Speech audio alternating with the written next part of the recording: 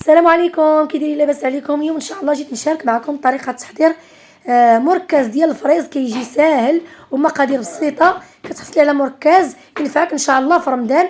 ونبداو على بركه الله. ناخذ واحد نص كيلو ديال الفريز، واحد نص زلافه ديال السنيده، وشويه ديال الحامض.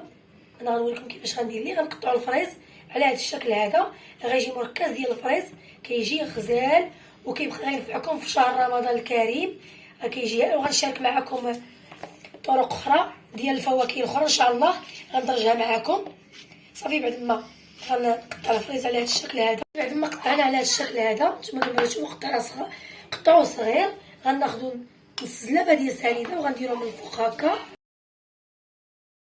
درنا ديك نص زلافه نحركوه مزيان وغنخليوه يبات. غنخليوه يبات ليله كامله. غنعصرو معلقه ديال الحامض. علاش هاد المعلقه ديال الحامض؟ باش تخلي لينا حمر مزيان ما يتبدلش ليه اللون. بعد ما غنحركوه مزيان حتى ندابزو سنيده معاه ان شاء الله. غنشارك معكم كلشي، جميع التحضيرات ديال رمضان ان شاء الله. اي فاكهه غندير لها على هذا الشكل، غنوريكم كيفاش غندير ليها وغتنفعكم بزاف مع العصائر ديال رمضان.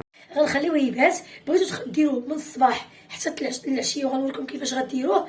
بغيتو ديروه في الليل والصباح ان شاء الله ملي غيبات وغيطلق المويه ديالو غنوريكم كيفاش غندير ليه. بعد ما طلقنا المويه ديالو غنحلو على هذا الشكل هذا. بعد ما طحنتو غنتوما على هذا الشكل جا خاتر طاسه على هذا الشكل هذا.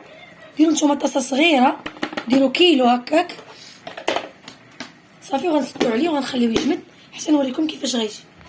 وشوفوا تبارك الله هانتوما غيبقى بحال هكا. هانتوما شتي يبقى بحال هكا، ما غيجمد ما حتى شي حاجه.